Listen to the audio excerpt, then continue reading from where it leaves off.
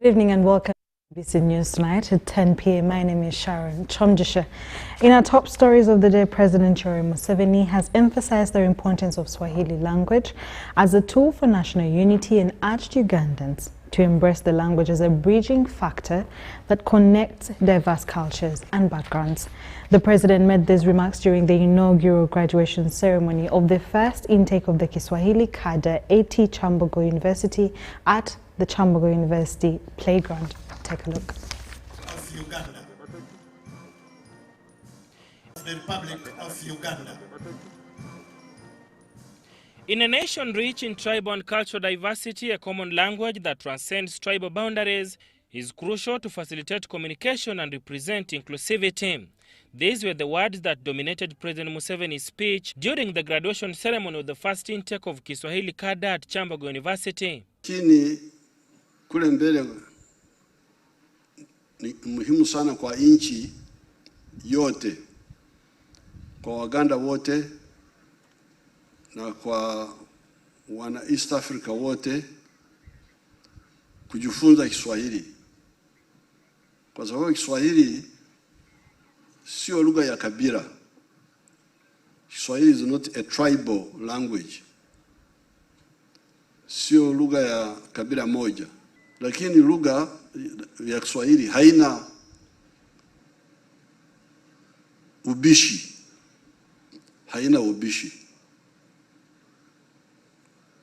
Olulimi lwa Kiswahili terulina mpaka nnyo, kubanga si lulimi lwa gwanga gundi ne gundi, no. The first Deputy Prime Minister Rebecca Alitwala Kadaga says Swahili adaptation is a bold step towards unity, collaboration and strengthening ties with the wider East African community. This, she says, will act as a tool of regional integration. What is exciting today is that when I went to Parliament to report that the Cabinet had decided that we start teaching of Swahili in Uganda, there was a mistaken view that we are going to stop Ugandans from speaking their languages and speaking English and take on Swahili. But today, this activity has notified that these people are speaking their languages, they're speaking English, they're speaking Swahili, they will soon learn French. There is a lot of demand in the country for Kiswahili lessons. One of the reasons is that our citizens are finding challenges when they look for jobs in the region. Some of them are failing to get these jobs because they lack the Kiswahili language knowledge. The first intake of the Kiswahili cadre has seen 350 graduates complete their training in basic Kiswahili proficiency. Graduates will also act as crusaders in the promotion of the language in different parts of the country. But we are now launching another phase of training them into what we call Swahili Sanifu, or that fluent Swahili, because we want to deploy them after the second phase of training to take them to districts to go and teach communities. It means a lot of steps, and going forward, those who have been doubting that Kiswahili language has come to stay in Uganda, you have it today. You have seen by your own eyes that this graduation marks the starting point of going to all corners of this nation to see that Kiswahili language is understood. The UMCAT School of Journalism will spearhead the teaching of the language in Kampala and other parts of the country as an awarding institution. I want to thank you once again for supporting private-public initiative like this one. And we pray that, as I conclude, that this will continue when you bring in more private partners to see that the agenda for developing our country like this one is advanced more and more. The MOU that we intend to sign with the NRM government, the East African community, and probably the government of Uganda, it's meant to take Kiswahili to another level. You know, Kiswahili is a language that will be bringing all languages or tribes together. Sada Mubale, UBC News.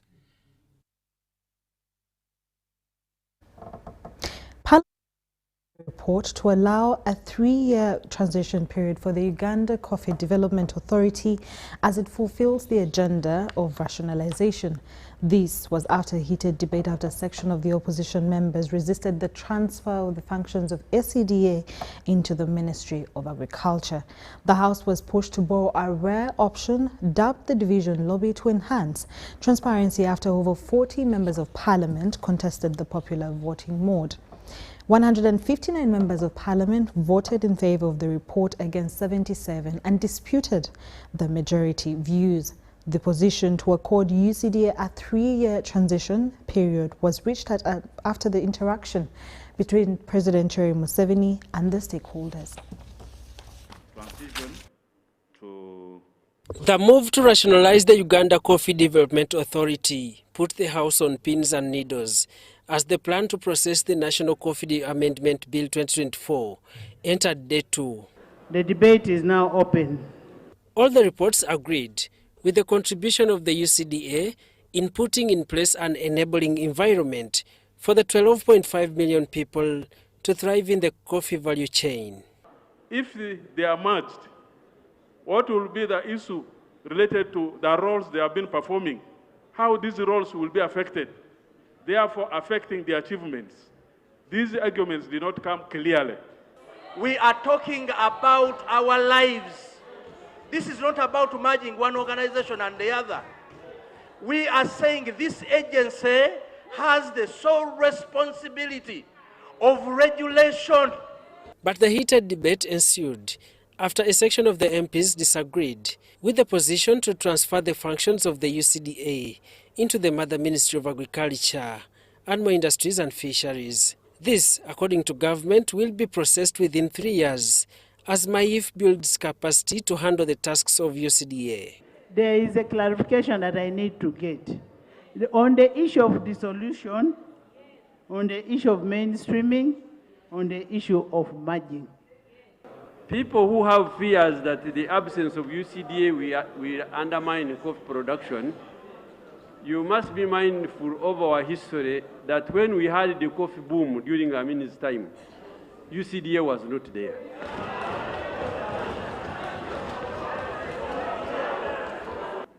When people are transforming automobiles into electricity, you cannot say, I maintain a diesel engine because it is working. It is spending much money.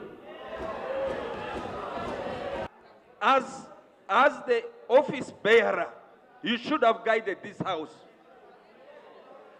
that once this accreditation is lost, Right Honorable Speaker, it is going to take us very long time and we shall have lost the market. The position was reached at during the meeting between coffee stakeholders and President Yoweri Museveni. The same position was part of the recent NRM caucus resolutions. What we want to achieve is to share our real experiences vis-a-vis what the government policy is. When you are choosing between your experience and what you are being told, I'm sure you choose your experience. The MPs in departure questioned the capacity of MAIF to intensify the already existing services of the UCDA, advising government to instead empower UCDA. Then why are we letting the mother, why are we sacrificing the baby to a slaughterhouse of a mother? Why is the mother eating the baby? Because first of all, UCDA is doing very well. Now we want to slaughter it by sending it to a slaughterhouse of a mother who is going to end up eating it, engulfing it totally. So before we even go to the 3 years, the minister must define so that we understand the ingredients of transition. What is it when you say transition? The Minister of State for Animal Industry, Bright Ramirama, told the House that the 3-year transition period will allow no mistakes endangering the coffee value chain. He says the transition period will be supervised thoroughly. And because stakeholders seem to have been misinformed by dissenting views, government decided to allow 3 years transition to make sure that the stakeholders' concerns are plugged so that we move forward. The Speaker of Parliament, Anita Among, after a thorough, heated debate, first had time to proceed to the second reading of the National Coffee Amendment Bill 2024 after the dissenting MPs contested the results from the question she put for the House to consider the report of the Agriculture Committee. Those in favor say aye. The ayes have it. Coffee Amendment Bill 2024.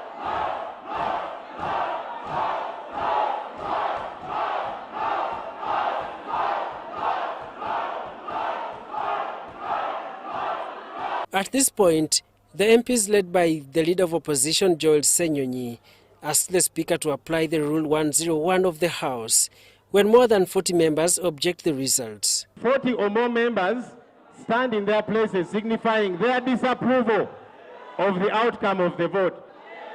Right, Honourable Speaker, these are over 40 members, and they are standing in disapproval of the vote that you have announced.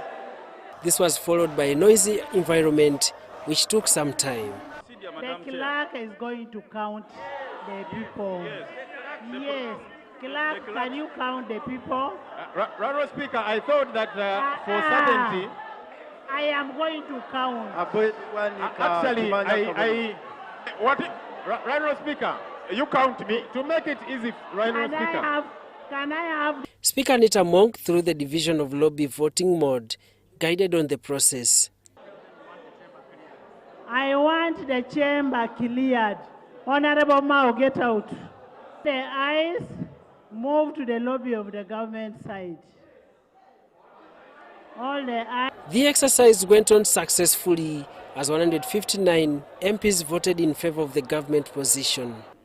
And it should be uploaded in the Parliamentary Information System for future reference.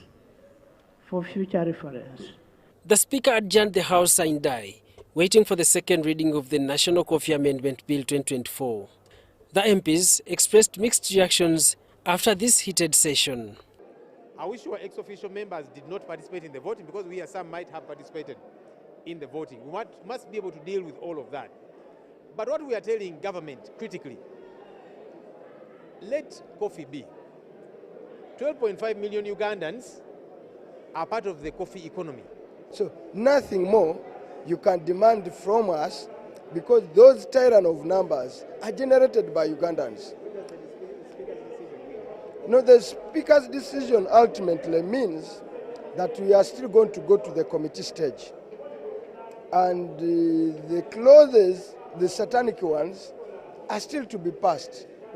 The status quo should remain. Instead, we should give them more money to give our people more seedlings, to do more quality control checks for better quality of our coffee. Daniel Mugoya, Gloria Gutabinji, UBC News.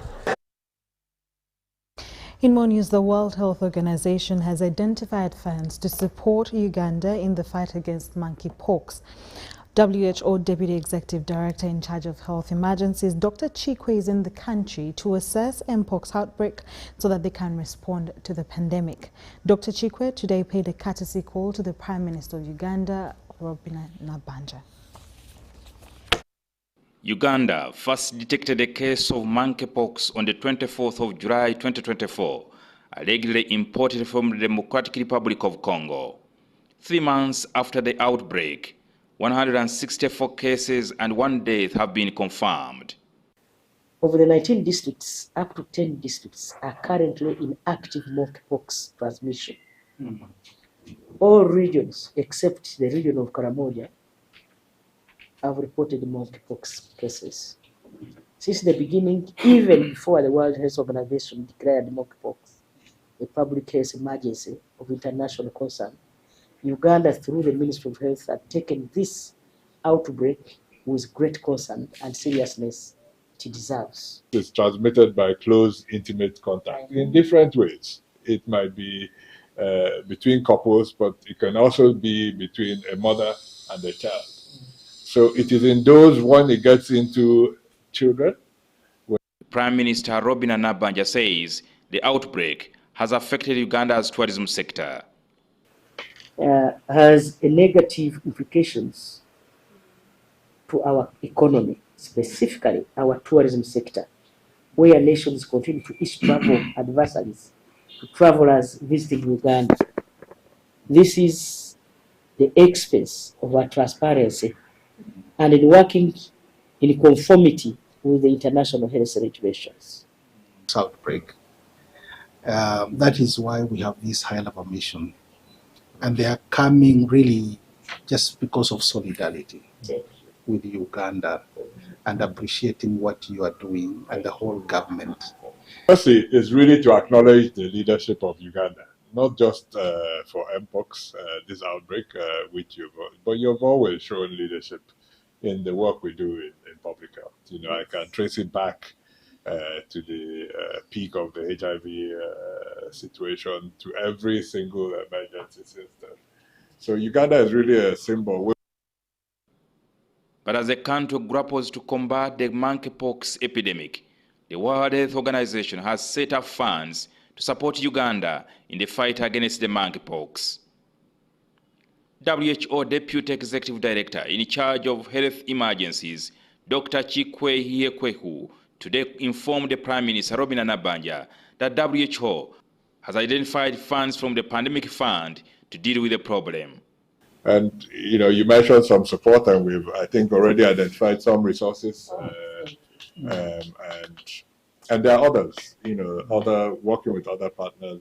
Recent opportunity. There's something we call the Pandemic Fund that has devoted some resources to multi-country proposals, and some of that will be dedicated to the response through the colleague. But however, Dr. Chikwe did not disclose how much Uganda will be given to deal with the monkeypox disease.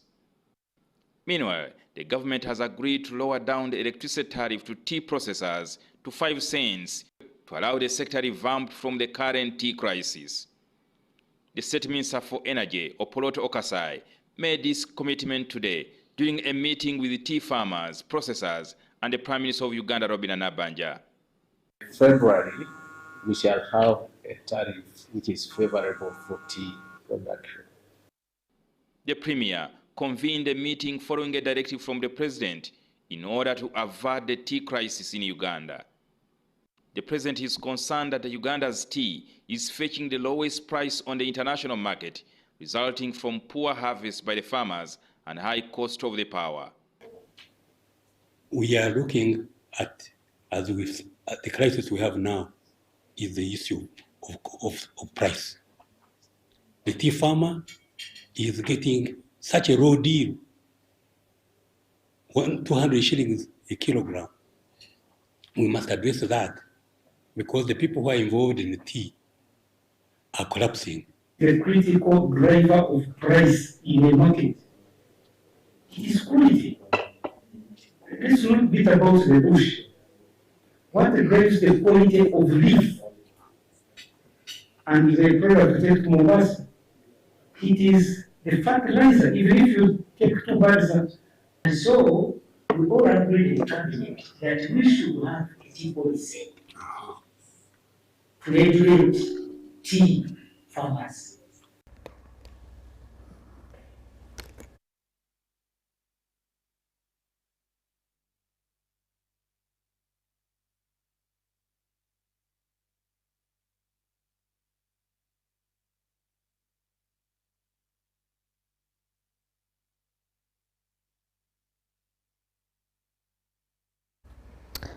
Now, moving on from that, Ministry of Education and Sports is set to make existing technical vocational education training institutions fully operational and functional through ensuring that they put skilled trainers in a phased manner based on the size of resource envelope available. Take a look.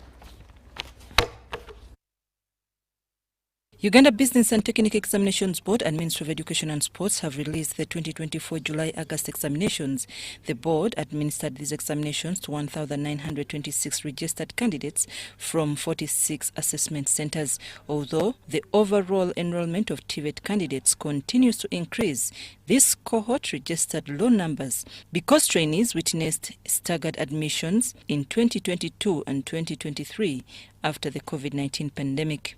While releasing the results, the Minister for Education and Sports, Janet Museveni, expressed the need to have skilled trainers in technical institutions in addition to basic infrastructure and equipment. Make the existing TVET institutions fully operational and functional by ensuring that not only are the basic infrastructure and equipment in place, but also skilled trainers, which we lack. We need skilled trainers in these technical institutions. Therefore, we are going about this approach in a phased manner based on the size of the resource envelope available to the government. The results indicate that out of the 1,962 candidates that sat for the examinations, 1,562 representing 82% successfully completed the programs, have attained the required competencies and will join the world of work. However, 340, that is 18% of the candidates who did not acquire all competencies, are required to perfect when the examinations will be next offered. Of candidates who pursued technical diploma programs were negatively affected by poor performance in thermodynamics, computer-aided design, engineering surveying, and engineering mathematics. Performance of such trainees generally arises from poor performance in science, technology, and mathematics at high school and lower secondary education. It remains a challenge even when these students join technical colleges. Minister for Education and Sports, Janet Museveni, says although Uganda's education system still has option of community polytechnics and technical schools for those who complete primary 7, this level of TVET should not be a goal of attainment for the trainee. Therefore, I urge parents now to do as much as possible on you to inspire your child to complete the basic education level education, which is senior 4. And as you heard from the Executive Secretary's statement, the 16% of candidates who did not perform well in the results we are releasing today are attributed to poor performance in the natural science subjects at both O-level and A-level. The chairperson, Board, UBTEB, Dr. Engineer Kyomugisha, requested the Ministry of Education and Sports to prioritize the development of the TVET qualifications framework. The framework provides a basis for standards in training, assessment, and qualifications. The lack of this document, Mama, has slackened actualization of some of the reforms as guided by the TVET policy 2019. The Permanent Secretary, Ministry of Education and Sports, Kedres, to the agenda in her speech made by the Commissioner, Jenegau, appealed to heads of TVET institutions to adhere to guidelines for licensing TVET institutions. Undergoing several reforms, as we know, and I appeal to the heads of centers and heads of institutions to adhere to the continuous improvement measures that have been put in place by the ministry. One of them being the guidelines that have been issued for licensing and registration of TVET providers. Meanwhile, governing councils of examination bodies have been tasked to collaborate in coming up with clear roadmap and milestones that will ensure smooth transitioning as far as the TVET Bill 2024 is concerned. I'm Nafka Farida and Dan Lugemwa in Kampala. Top leaders from Kenya's ruling United Democratic Alliance have established a working agreement with Uganda's National Resistance Movement, NRM, aimed to share knowledge and experience, particularly in the areas of politics and development. This partnership was formalized during a meeting held at the NRM Secretariat in Kampala. Take a look. The party has a very close relationship with the government. Yes, we know the government system starts from the president up to the local village level. The party also starts from the national chairman up to the branch, which is the village. These were among the opening remarks from the NRM Secretary General, Right Honourable Richard Odong, as he welcomed the delegation from Kenya's UDA party. My challenge and the challenge of our party right now is to make this party succeed one presidential elections of the term or two presidential elections. We want to institutionalize a party that will stand the test of time. With the NRM guiding Uganda towards greater developmental strides, UDA officials are keen to learn how they can enhance their political strategies. And the ideology that is usually expounded by His Excellency Honorable Yoweri Kaguta Museveni. When in Kenya, at the point when President Museveni goes live on our TVs, I think everybody is watching. And there is never a day you will not learn something. Then the software are things that handles unity among people, handles challenges of poverty in households. And that has been our biggest battle, which we are still running up to now. We are concentrating in fighting household poverty from the grassroots. Participants from both sides emphasized the importance of dialogue and collaboration, expressing a mutual desire to work together closely. I believe these two parties, UDA and NRM, are actually geared towards labor-intensive investment. NRM has survived for a long time. What advice will you give us, the UDA party, to survive as well? Or what mechanism are you using? But something I've seen in this party is that the pilots are the old people. What do you do that you don't succumb to the pressure of the youth? But with the political training and teaching of the mass line, that yes, you might be a Luo like me, you might be a Muganda like her, you might be a Mukedi like him, but all of us, we need schools, we need healthcare, we need roads, we need security, and that united our population. That we left the history of division and history of all those crises. We are now looking at tangible issues that Uganda should face. As the East African community moves towards greater integration, political parties and their leaders have been urged to play a crucial role in this process. So I also need to look at ways in which political parties can have a forum within the EAC space so that they can be able to canvass matters of the EAC. Perhaps it's a high time that members of parliament at Yala who belong to ruling parties in their respective countries could form some kind of coalition. On the other hand, top NRM officials reiterated the importance of the two sisterly countries standing together in their political and developmental journeys. During the turbulent years of political instability in Uganda, Kenya was the first call for most of the people who went to exile. The Ugandans that were running from this place, including our president and others, Kenya was the first point of contact. The UDA delegation was accompanied by the Kenyan commissioner to Uganda. Kenya and Uganda are each other's biggest trading partners. In fact, without Uganda, Kenya, I don't know how we survive, because then the port of Mombasa will collapse. The meeting was also attended by a section of members of parliament from the East African Legislative Assembly, Yala, from both Uganda and Kenya. Robert Nyango, UBC News.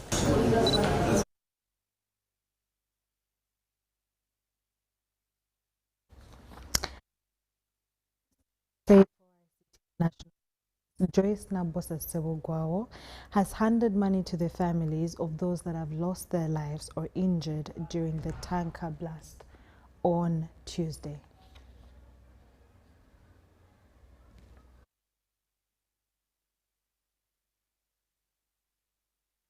The Minister of State for ICT and National Guidance, Joyce Nabosa Sebogwawo, visited families whose loved ones sustained injuries in a fuel tanker blast and handed them 1 million shillings each to cater for their bills while in the hospital. We received patients who had gotten severe burns in the ICU, secondly to the explosion that had happened yesterday. Currently, we have 4 patients, including national referral of the ICU intensive care unit, and others are receiving care in the HDU. As already talked about, that our patients are under sedation because some of them have severe inflammation, so some of them have inhalation burns, so they have severe edema. And because of that, we've had to sedate them so they can get more critical care. tuzze okulaba ku bantu abayidde omuliro nga guva ku mafuta. Ekimotoka ky'amafuta ekyagudde ne kikwata omuliro ne kyokya abantu baffe bangi. 15 ne bafa, 11 bafiiriddewo n'abalala ne bagenda nga bafa. Total number ne tukadda ku bantu 15. Tubadde tuzze okulambula kwabo abakosebwa ennyo. Abamu bali mu ICU, abalala bali ku bitanda wano Kiruddu. During her visit, the minister commended the doctors for the tremendous work they are doing in ensuring the recovery of the fuel tanker victims. Agala okusooka okwebaza abasawo okuba nti bakoze kyonna ekisoboka okulaba nga bajjanjaba abantu bano. Eddwaliro lya Kiruddu linsanyusizza nnyo, liyonjo nnyo okusinga bwe mbadde ndowooza. Bayonjo nnyo. Mu ICU bayonjo nnyo ne mu malwaliro wonna walungi ddala. Era abasawo bakola kyonna ekisoboka okulaba nti bajjanjaba abalwadde bano. Tuzze wano nga tutumiddwa pulezidenti w'eggwanga lino General Yoweri Kaguta Museveni nga yatumye okujja okulambula ku bantu be bano abayidde omuliro. Ate era n'okutuusa obubaka bw'abaweereza obwa miliyoni emu buli mulwadde. Era bamaze okuzifuna bonna abali wano Ekiruddu mu ddwaliro. It will be remembered that on August 2024, in another similar fatal incident, 1 person died and 2 others succumbed to injuries after a fuel tanker overturned and caught fire in Rukungiri district. This serves as a reminder of the repercussions associated with fuel accidents. Charity Marion Imnat and Mike Bakabulindi for UBC News. Let's take a short commercial break and we'll be back with more stories.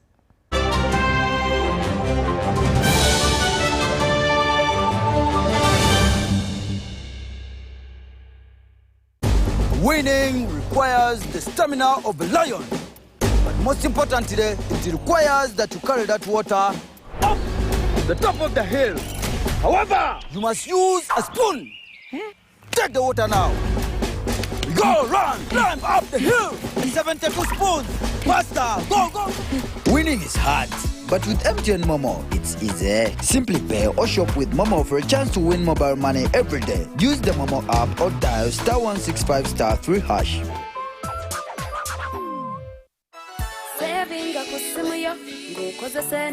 In the heart of Uganda, a financial revolution is happening. We were once left out, saving the old-fashioned way, with an unexpected saving spot, keeping it too close for comfort. But now, we found a better way to save and manage money. Download the Wendy app from Google Play or App Store or dial *229#. With Wendy, your money is safe and you can earn interest daily. Visit your Google Play or App Store or dial *229# to register. Wendy Wanawoli.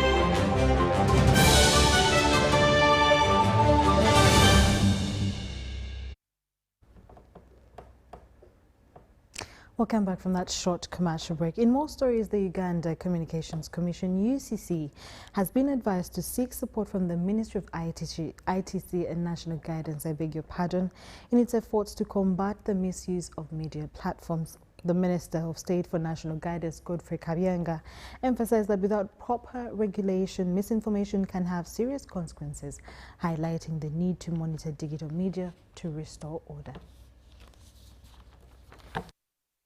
The government, through the Ministry of ICT and National Guidance, has reiterated its commitment to addressing the growing problem of false information spread via digital media platforms. Popular platforms such as X, formerly Twitter, TikTok and Telegram are among those most frequently used for this purpose. According to the State Minister for National Guidance, Godfrey Kabyanga, the current laws need to be strengthened to reduce and prevent the misuse of these channels. But UCC and Uganda Media Council is supposed to regulate all that. So I think if they lack equipment, they should come and approve their budget and they buy sophisticated equipment to monitor mainly digital media. Leave this other electronic media, radio stations, TVs. Those ones are easier to monitor.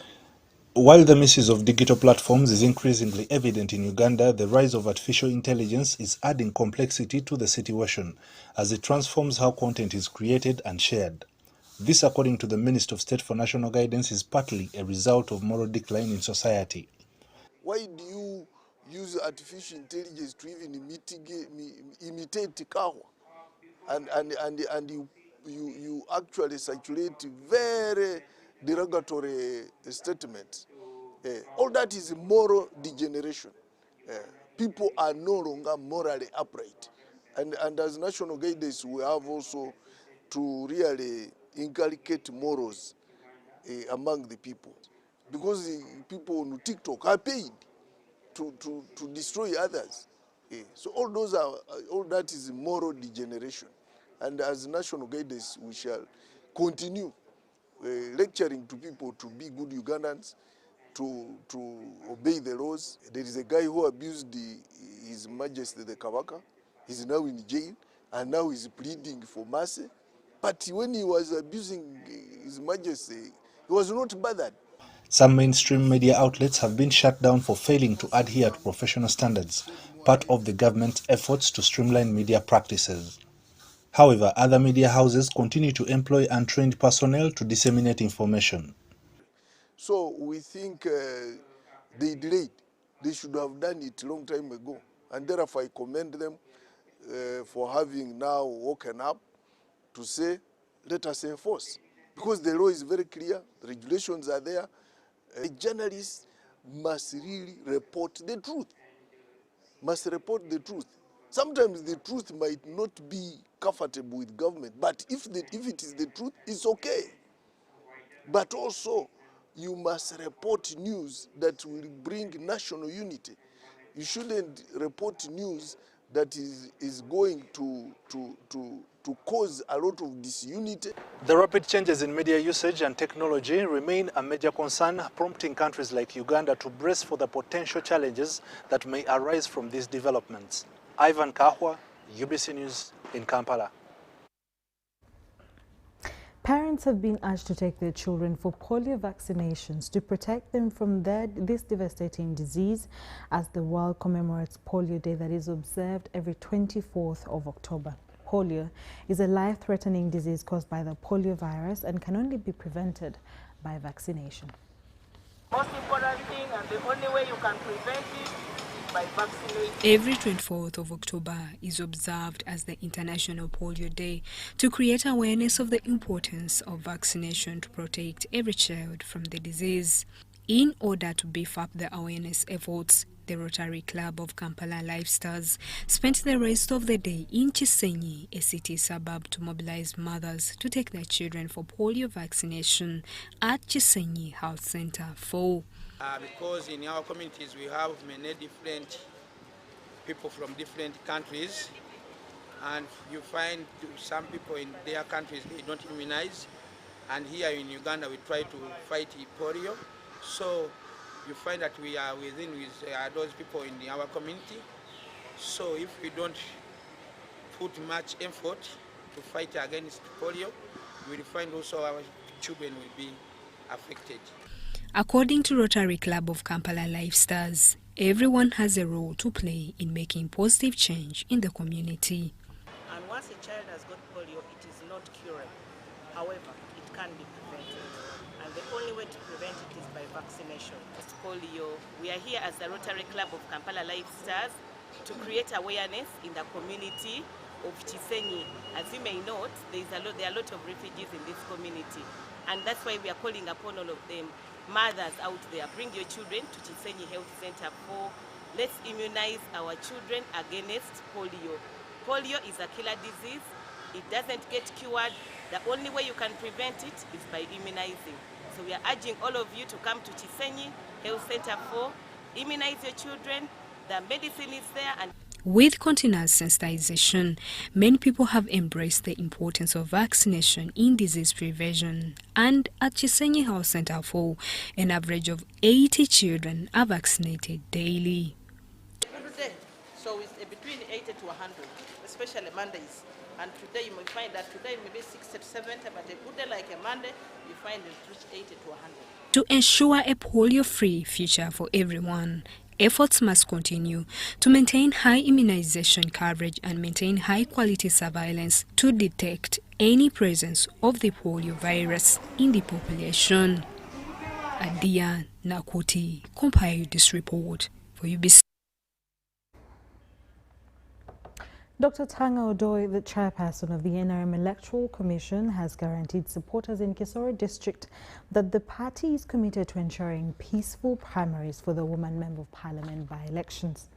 Speaking at the party offices in Kisoro municipality on Thursday, Odoi emphasized that security teams have already identified potential hotspots and strategies are in place to address any disruptions. Ahead of the voting, a mini baraza will be held to finalize voter verification. That will be concluded by 10:30 a.m., with voting commencing at 11 a.m. in all villages across Kisoro. Tango Doi mentioned that each candidate is required to have 2 agents at each polling station, one responsible for displaying the candidate's poster and the other for overseeing vote counting. And our polling stations are villages. If you can't afford the 2, it's up to you, but the rule is that you have to have 2. One who will carry your poster in the village and another who will guard the counting. So that when they are counting, one follows. All agents follow the person counting to be sure. The NRM electoral staff from all sub-counties received training to enhance efficiency during the process. Odoi cautioned candidates against inciting violence, stressing the importance of maintaining peace as they prepare for the upcoming general elections. We are going to tell them the level of integrity we require them to have, to the extent that anyone who messes the Luzira of Kisoro is open. We are not going to accept someone to defy and disrupt our election just because of self-ego. Chigezi Regional Police spokesperson Elimate confirmed that security personnel have been adequately deployed to ensure a smooth election process. Haukwa polisi na basirikare batahibitwa bebitongore binda bakutuho obwezi atwaye kiri mu mwanya deployment erione gumizamu abasirikare abari mu uniform n'abatari mu uniform kureba ngo abantu bitu bakora batwara ubwabe bwabo kureba ngo baronda babebembezi babo hatarukizi buchondo. The NRM candidates vying for the woman MP flag in the Kisoro district by-election include Akifeza Grace Ngabirano, Mbonye Helen, Igiraneza Winfred Faith, Irakunda Jemima, Rose Kabajeni, Chitentera Blessed, Irene Mahire, and Nirere Fancy Brenda. This by-election follows the death of Sarah Mateke, the former State Minister for Defense and Veteran Affairs and woman MP for Kisoro in early September. Shaidat Nasaku, Job Namanya. The Ministry of Energy and Mineral Development has prepared the Energy Efficiency and Conservation Bill, which seeks to promote and regulate the efficient utilization and conservation of energy in Uganda. This was revealed by Ruth Nankaria Sentamo, the Minister of Energy and Mineral Development, while addressing the media on the Energy and Minerals Week 2024, slated from the 28th of October to the 2nd of November 2024. With the third edition, Efficiency and Mobility Conference as one of the activities, the Energy Week aims to create awareness among Ugandans in the country and in the diaspora regarding opportunities and technologies in the energy and mineral sector. And it is aimed at providing a platform to the business community to showcase the technologies, the products and services within the energy, mineral and petroleum sectors to the general public. And the exhibition will feature companies falling into categories such as power and electrical, energy efficiency and energy management, the new and renewable energies, petroleum energy technologies, as well as minerals. So it's going to be an exhibition where you will be able to see these technologies, and then there will be people that will be explaining how the technologies work. And probably if you turned up, you'll be able to buy and go back home with some of those technologies.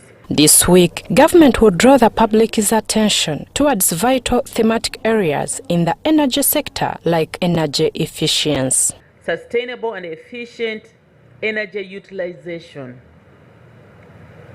There is a need to safeguard our energy resources from which we get our energy to fulfill our energy needs, especially for cooking and transport. Efficient utilization of energy ensures that we meet our energy needs affordably. Government emphasizes the importance of harnessing the country's abundant renewable energy resources in Uganda. It's being sung, it's being talked about in international conferences, renewable energy. So it is important to note that renewable energy plays a very critical role in Uganda's journey towards sustainable development. For UBC. The Cities of Youth project has officially been launched in Kampala with a focus on the issues of youth, climate change and migration in Uganda. At the event, State Minister for Gender and Culture Peter Mtuzo highlighted that the project will primarily address the complex dynamics of climate-induced migration, particularly among youth aged 15 to 35. The goal is to develop strategies that manage this movement sustainably. Project has brought together a wide range of stakeholders, including government bodies, universities, civil society organizations, and international partners. Uganda, with a median age of 16, has over 73.3% of its population under 30, making this demographic especially vulnerable to the effects of climate change. State Minister Peace Mutuzo emphasized the need for innovative solutions to support youth facing challenges related to climate and migration, advocating for strategic approaches to ensure sustainable development. Mindset change is critically important. We are not all going to concentrate and make a living on land. That is one thing we must tell the young people. They should open up a new space. We're into the fourth industrial revolution. We need to make this point late and clear to the young people. They have to open to new spaces. Uganda has the same size as New York, is it? Uganda is the same size as New York, the whole city of New York. How many people do we accommodate in Uganda? We are only 50 million people. How many people are in New York? Dr. Lawrence Ndejo, one of the project leaders, said migration often serves as a survival strategy and well-informed policies are crucial to safeguard the future of Uganda's youth. We're also interested in thinking about health and well-being in terms of the physical health, the mental health, but also sexual and reproductive health of youth migrants. So it's not just about moving, but you may move, but how does that affect how you cope? Maybe you have some social capital in the area you go to. Maybe you don't have. And if you don't have, how does that impact you? Florence Chohaire Muhanguzi, a key partner in the project, stressed that young people are disproportionately affected by climate change, highlighting the need for a deep understanding of its relationship with migration. We know that Arua city has a large number of migrants And then when you go to Guru also, they host a large number of migrants, but we had to consider those cities that hosting migrants that are coming from districts that have had a lot of climate-related events. Deputy Ambassador of Denmark, Adam Splid, underscored the global nature of the climate crisis and emphasized the importance of international collaboration. I was in Kasese districts, I think now 2 or 3 weeks ago. We were there to look at some work on climate change, some climate adaptation work, and it was quite, it was an eye-opener to see how you come to one place and see how flash floods has really displaced hundreds, if not thousands, of people to some area, to the outskirts of Kasese, and then you come to another area that are hit by droughts. The Cities of Youth project aims to ensure that young Ugandans can thrive even amidst environmental challenges by focusing on research, policy engagement, and international cooperation. Sudat Kaye.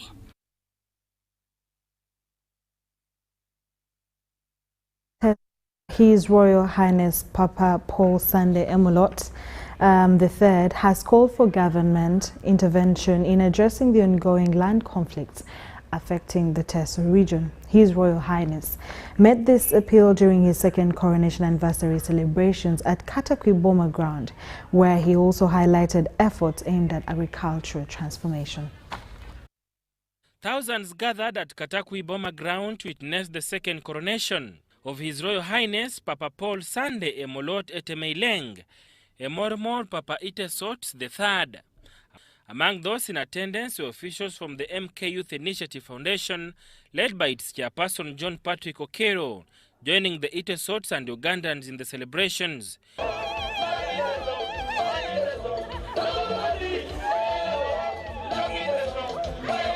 In his address, His Royal Highness emphasized the importance of socio-economic transformation and commended non-government organizations like the MK Youth Initiative Foundation for their efforts in encouraging Ugandans to grow cashew nuts.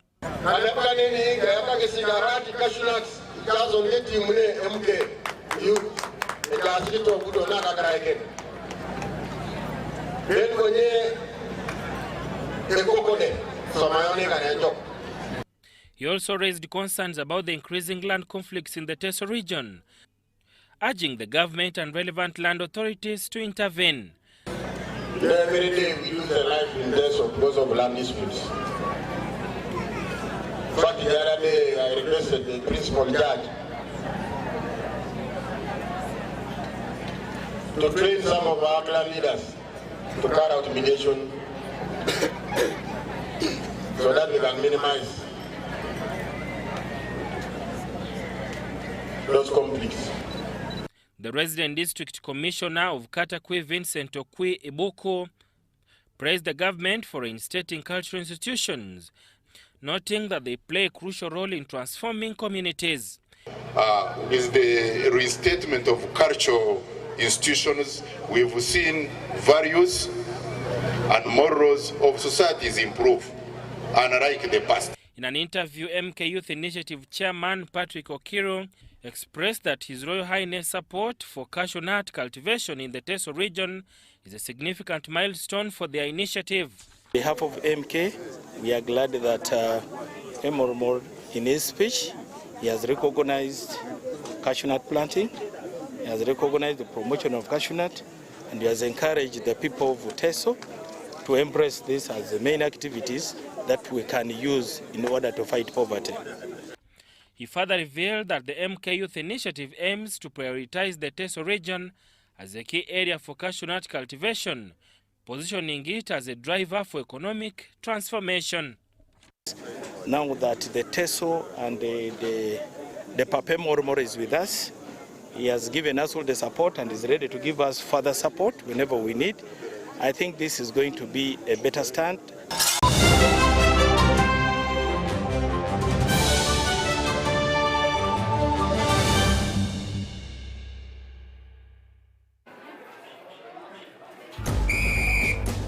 To be a winner, it it requires that you exceed all the limits of mankind and womankind.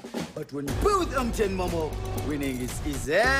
Simply get your phone and use the Momo app or dial *165*3#, enter merchant code, enter amount, enter your Momo PIN, and pay.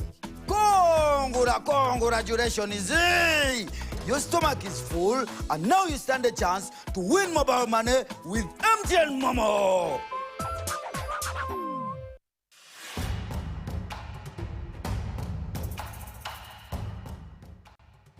Amazina ganje nyete kwa Seruhanga John Bosco inga mu district ya Rukungiri ryo muhanguzi wa miliyoni 18 na Uganda National Rotary nzahangwire kurwo mu kuzana *278# ngafuna message eriko mu muhanguzi nashemererwa konka nabaza kuja mu neri y'abafere sente ziriyo zona bakaziteka ngo nazihangwire. Uganda National Lottery. Dream, play, win. Participants must be 18 years or older. Play responsibly. The Uganda National Lottery is operated by Ituba Uganda and regulated by the National Lotteries and Gaming Regulatory Board. Ladies and gentlemen, the Kasita Quality Awards 2024 are on and happening on Friday, the 25th of October, 2024 at the IUEA Auditorium, Wonder World, Kansanga, under the theme, Celebrating Excellence, Inspiring Innovation. Join us as we bring together the business community from every sector as we award them for the job well done. For more information, call 0772-590-122 or 0773-153-898 and 0781-039-451 or find us in Kampala, Uganda Market Street, Royal Complex Building, Floor 3, Suite 1. Sponsored by Deposit Protection Fund, Gentex, Tembo, Insurance Regulatory Authority, IUEA, BBS, Movit, Shria Pads, Pride Microfinance and Jubilee Alliance.